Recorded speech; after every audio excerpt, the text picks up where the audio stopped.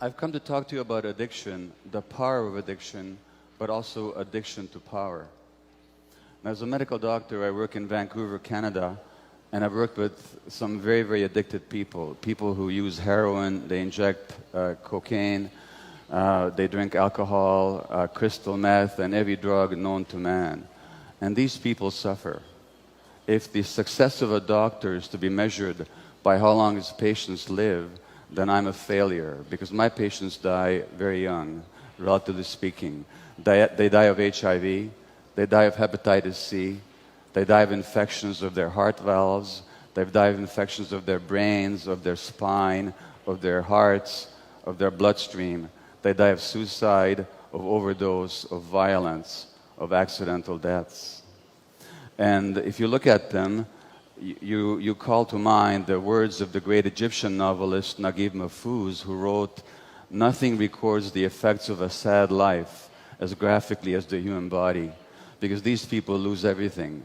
They lose their health, they lose their beauty, they lose their teeth, they lose their wealth, they lose human relationship, and in the end, they often lose their lives. And yet nothing shakes them from their addiction. Nothing can force them to give up their addiction. The addictions are powerful. And the question is why?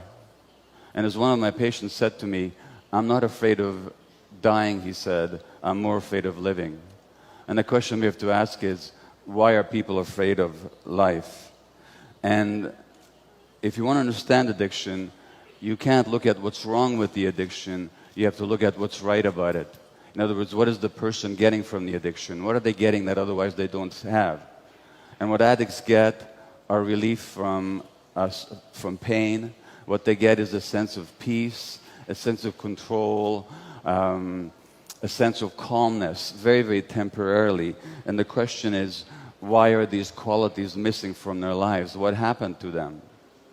Now, if you look at the drugs like heroin, like morphine, like codeine, if you look at cocaine, if you look at alcohol, these are all painkillers.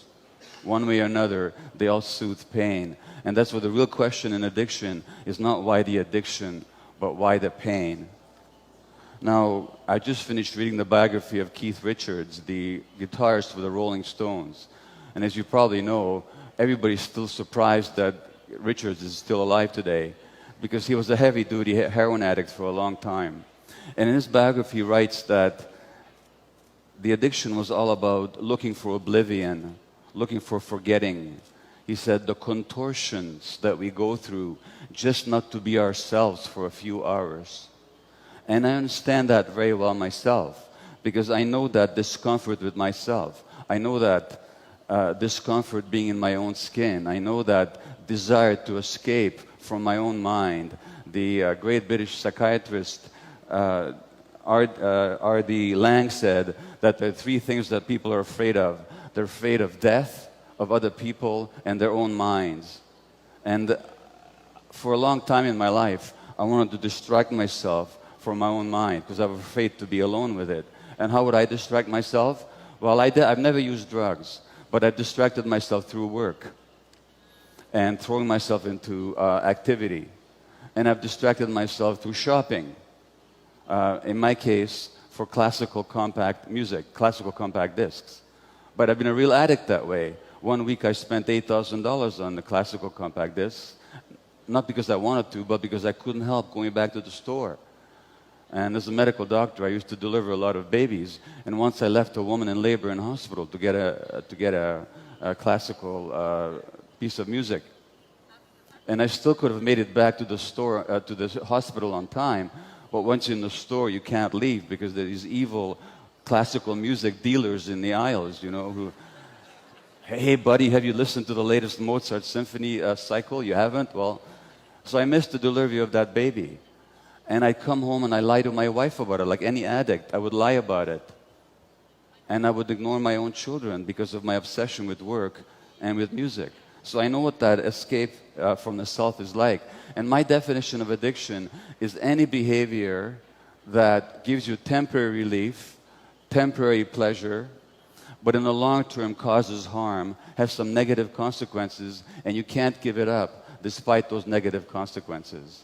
And from that perspective, you can understand that there's many, many addictions. Yes, there's the addiction to drugs, but there's also the addiction to consumerism. There's the addiction to sex, to the internet, to shopping, to food. The Buddhists have this idea of the hungry ghosts. The hungry ghosts are creatures with large empty bellies and small scrawny necks and tiny little mouths, so they can never get enough. They can never fill this emptiness on the inside. And we all hungry ghosts in this society. We all have this emptiness. And so many of us are trying to fill that emptiness from the outside. And the addiction is all about trying to fill that emptiness from the outside. Now, if you want to ask the question of why people are in pain, you can't look at their genetics. You have to look at their lives. And in the case of my patients, my highly addicted patients, it's very clear why they're in pain, because they've been abused all their lives. They began life as abused children. All the women I worked with over a 12-year period, hundreds of them, they had all been sexually abused as children. And the men had been traumatized as well. The men had been sexually abused, neglected, physically abused, abandoned, and emotionally hurt over and over again. And that's why the pain. And there's something else here too. The human brain itself, as you heard already, develops an interaction with the environment. It's not just genetically programmed. So the kind of environment that a child has will actually shape the development of the brain. Now, I can tell you about two experiences with mice. You take a little mouse and you put food in his mouth, and he'll eat it and enjoy it and swallow it. But if you put the food down a few inches away from his nose, he will not move to eat it. He will actually starve to death rather than eat. Why? Because genetically, they knocked out the receptors for a chemical in the brain called dopamine. Dopamine is the incentive motivation chemical. Dopamine flows whenever we're motivated, excited, vital, vibrant, curious about something, when we're seeking food or a sexual partner. Without the dopamine, we have no motivation. Now, what do you think the addict gets? When the addict shoots cocaine, when the addict shoots crystal meth, or almost any drug, they get a hit of dopamine in their brain. And the question is, what happened to their brains in the first place? Because it's a myth that drugs are addictive. Drugs are not by themselves addictive, because most people who try most drugs never become addicted. So the question is, why are some people vulnerable to be addicted? Just like food is not addictive, but to some people it is. Shopping is not addictive, but to some people it is. Television is not addictive, but to some people it is. So the question is, why the susceptibility? There's another little experiment with mice where infant mice, if they're separated from the mothers, will not cry for their mothers. Now, what would that mean in the wild? It means that they would die, because only the mother protects the child's life and nurtures the child. And why? Because genetically, they knocked out the receptors, the chemical binding sites in the brain for endorphins. And endorphins are our indigenous morphine-like substances. Endorphins are our own natural painkillers. And what morphine, or what endorphins also do, they make possible the experience of love. They make possible the experience of attachment to the parent and the parent's attachment to the child. So these little mice without endorphin receptors in their brains will actually not call for their mothers. In other words, the addiction to these drugs, and of course the heroin and the morphine, what they do is they act on the endorphin system. That's why they work. And so the question is, what happens to people that they need these chemicals from the outside? Well, what happens to them is when they're abused as children, those circuits don't develop. When you don't have love and connection in your life, when you're very, very young, then those important brain circuits just don't develop properly. And under conditions of abuse, things just don't develop properly, and their brains then are susceptible when they do the drugs. Now they feel normal, now they feel pain relief, now they feel love. And there's one patient said to me that when I first did heroin, she said, it felt like a warm, soft hug, just like a mother hugging a baby. Now, I've had that same emptiness, not to the same degree as my patients. What happened to me? What happened to me is that I was born in Budapest, Hungary in 1944 to Jewish parents, just before the Germans occupied Hungary. And you know what happened to the Jewish people in Eastern Europe. And I was 2 months old when the German army moved into Budapest, the Wehrmacht, and the day after they did, my mother phoned the pediatrician and she said, "Would you please come and see Gabor, because he's crying all the time." And the pediatrician said, "Of course I will come to see him, but I should tell you, all my Jewish babies are crying." Now why? What do babies know about Hitler or genocide or war? Nothing. What we're picking up on is the stresses and the terrors and the depression of our mothers. And that actually shapes the child's brain. That actually shapes the child's brain. And of course, what happens then is I get the message that the world doesn't want me. Because if my mother's not happy around me, she must not want me. Why do I become a workaholic later? Because if they don't want me, at least they're going to need me. Now I'll be an important doctor, and they're going to need me. And that way I can make up for the feeling of not being wanted in the first place. And what does that mean? It means that I'm working all the time, and when I'm not working, I'm consumed by buying music. What message do my kids get? My kids get the same message, that they're not wanted. And this is how we pass it on. We pass on the trauma, and we pass on the suffering unconsciously from one generation to the next. So obviously, there are many, many ways to fill this emptiness. And for each person, there's a different way of feeling the emptiness. But the emptiness always goes back to what we didn't get when we were very small. What we didn't get when we were very small. And then we look at the drug addict, and we say to the drug addict, how can you possibly do this to yourself? How can you possibly inject this terrible substance into your body that may kill you? But look at what we're doing to the earth. We're injecting all kinds of things into the atmosphere and the oceans and the environment that is killing us, that's killing the earth. Now, which addiction is greater? The addiction to oil or to consumerism? Which causes the greater harm? And yet we judge the drug addict because we actually see that they're just like us, and we don't like that. So we say, you're different from us. You're worse than we are.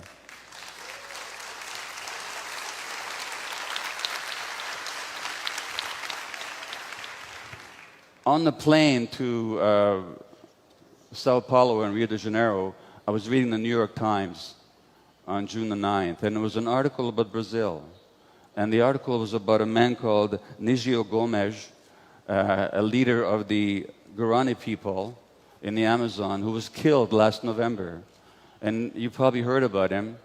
And he was killed because he was protecting his people from the big farmers and companies that are taking over the rainforest and destroying the rainforest, and they're destroying the habitat of the native Indian people here in Brazil. And I can tell you that coming from Canada, the same thing has happened over there. And many of my patients are actually First Nations Indian people, native Indian people in Canada. And they are heavily addicted. They make up a small percentage of the population, but they make up a large percentage of the people in jail, the people who are addicted, the people who are mentally ill, the people who commit suicide. Why? Because the lands were taken away from them, and because they were killed and abused for generations, generations, and generations.